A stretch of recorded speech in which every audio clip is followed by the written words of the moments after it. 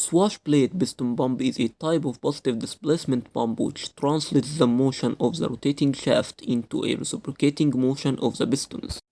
This pump consists of a rotating shaft, a cylinder block, which contains pistons, which are pressed against a swash plate, which is placed at an angle to the cylinder. The piston maintains its contact by the means of springs. As the shaft rotates, the cylinder block rotates with it, which contains the pistons. This swash plate will cause the pistons to reciprocate back and forth, and this reciprocating motion increases as the angle of the swash plate increases.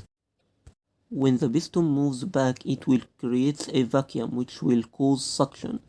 When the piston moves forward, it will increase the pressure of the fluid which will cause discharge.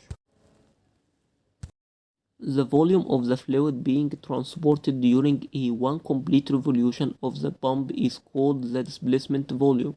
As we can see, the volume being displaced by each piston is the cross-sectional area of the piston, which is pi over 4d squared multiplied by the distance moved by the piston, or the stroke of the piston L, which is the distance between the piston at minimum and maximum position. If the pitch circle diameter of the piston is d, and the swash plate makes an angle theta with the vertical plane, then the stroke of each piston is d capital multiplied by tan theta.